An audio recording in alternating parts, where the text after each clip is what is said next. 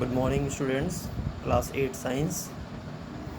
Today we will discuss chapter 11. This is force and pressure.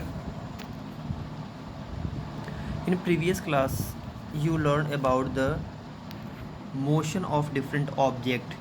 You also learned about the speed of moving object. But a body can neither start or stop moving nor change its speed, direction और shape by itself.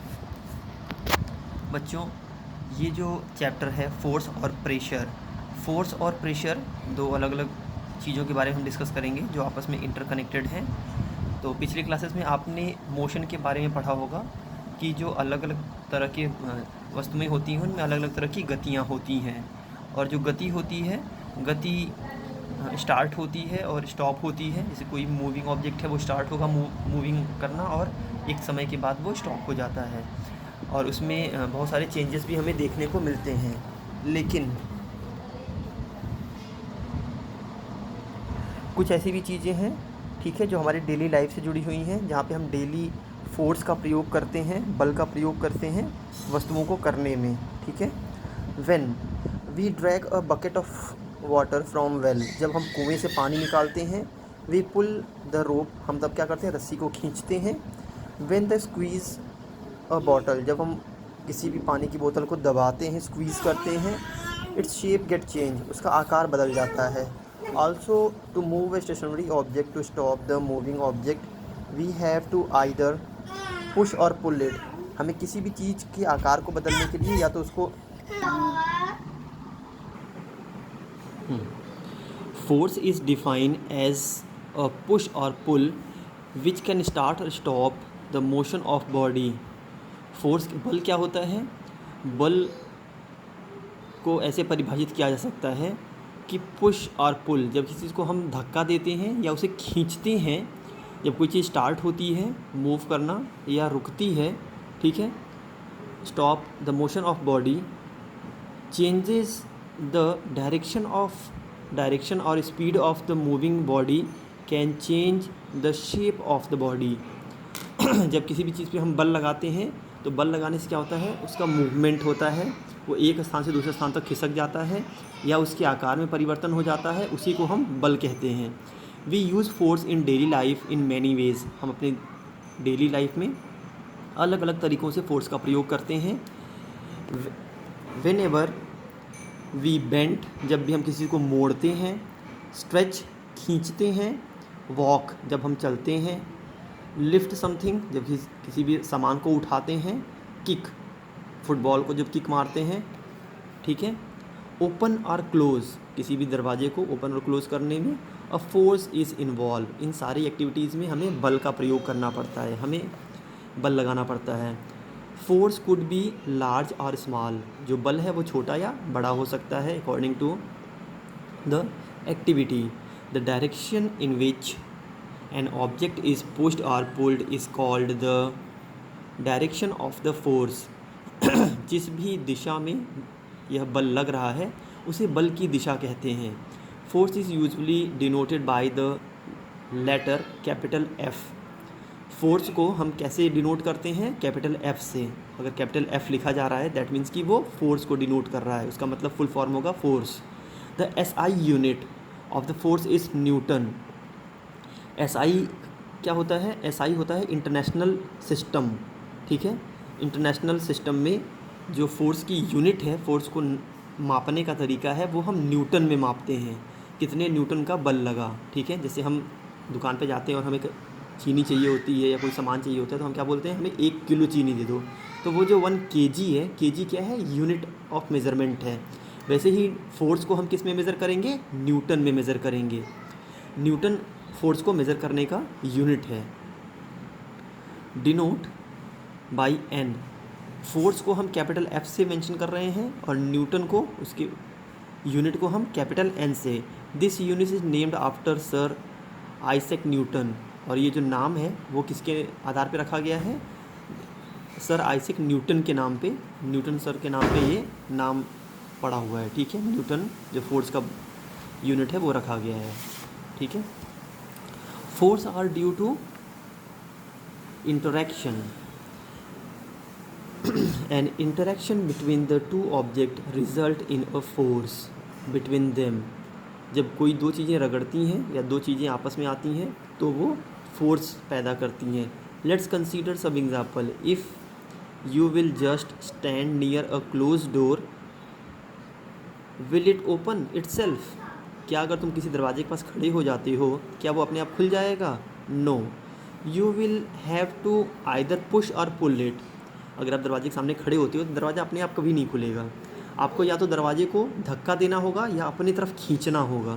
ठीक है, इन दोनों में से कोई एक काम अगर आप करेंगे तब वो दरवाज़ा खुल जाएगा. दैट मीन्स कि हम उस पर फोर्स अप्लाई कर रहे हैं, हम उस पर बल अप्लाई करते हैं, बल अप्लाई करने से वो खुल जाता है. In other word you will have to apply force on it.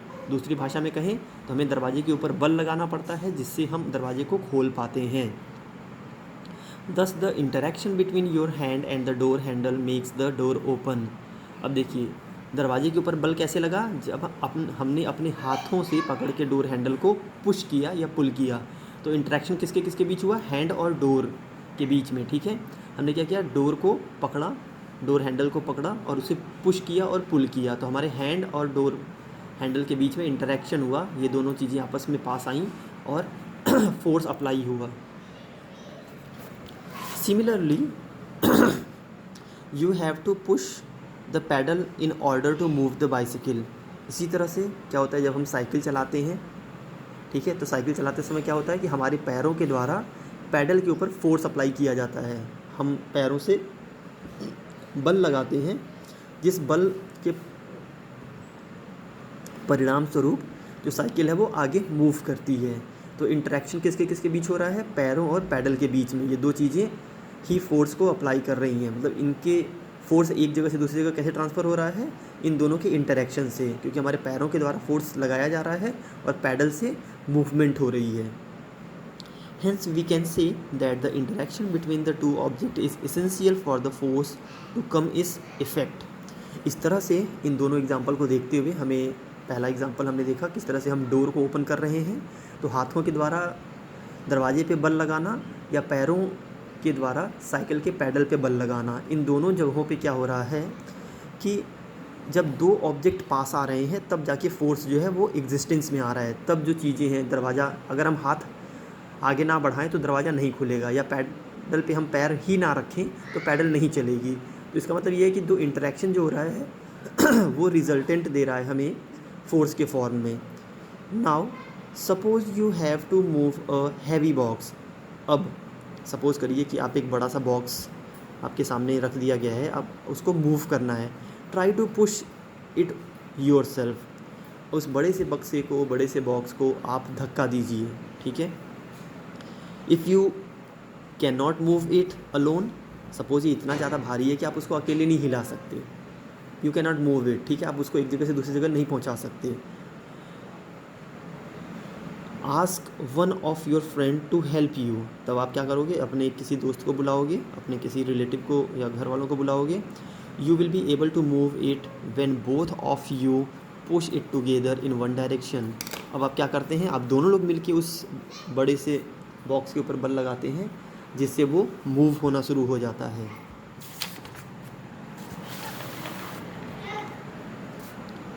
Hence we more than one force are applied on a same object in a same direction. The resultant force is the sum of the force applied. कई बार क्या होता है, चीज़ें अकेले नहीं चलती, उनमें कई सारा फोर्स लगाना पड़ता है. ठीक है, मल्टीपल फोर्स, क्योंकि जो भी ऑब्जेक्ट ज़्यादा भारी होगा उसमें हमें ज़्यादा फोर्स लगाना पड़ेगा अलग अलग तरह के मैकेनिज़म्स के accordingly. We push the same box but ask your friend to push it from the opposite side.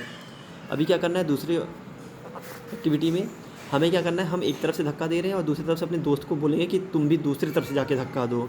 The box will either not move at all और move slightly away the person apply the large force. अब इस condition में क्या होगा कि या तो ये बॉक्स हटेगा ही नहीं अगर दोनों तरफ से बराबर बराबर बल लग रहा है, या इसके हटने के चांस भी बनते हैं अगर किसी एक तरफ से ज़्यादा बल लगाया जाए और दूसरी तरफ से कम बल लग रहा हो. तो जिस तरफ से ज़्यादा फोर्स लग रहा होगा उस तरफ से वो मूव करना शुरू हो जाएगा। When the two forces are applied on a same object in opposite direction, the resultant force is the differences of the two forces applied। ठीक है, जब किसी भी एक वस्तु पे दो अलग अलग डायरेक्शन से फोर्स लगता है, दो अलग अलग दिशाओं से बल लगता है, तो हम उसे क्या कहते हैं? Differences of the two force applied. उसको हम कहते हैं कि वहाँ पे दो बलों के बीच का जो अंतर है वो अप्लाई होगा वहाँ पे। ठीक है, However, if the two force acting on a object is opposite direction are equal, अगर दोनों फोर्स बराबर है, ठीक है, the net force on a object is zero, तब क्या होगा? नेट फोर्स उसका ज़ीरो हो जाएगा। In the tug of war, when the two team pull equally hard, the rope does not move in any direction। रस्सी खींचने वाले game में क्या होता है? जब दोनों तरफ से अगर बराबर बल लगता है तो जो रस्सी है रस्सी की जो गांठ है, मिडिल पीस है, वो अपनी जगह पे ही रहता है। लेकिन अगर किसी भी एक तरफ से ज़्यादा फोर्स लग रहा है तो वो जो रस्सी की गांठ है वो उस तरफ मूव हो जाएगी, या तो इधर हो जाएगी या तो इधर हो जाएगी। तो वहाँ पे जो इक्वल है फोर्स वो नहीं रह जाएगा। ठीक है, क्या कर रहा है देखो।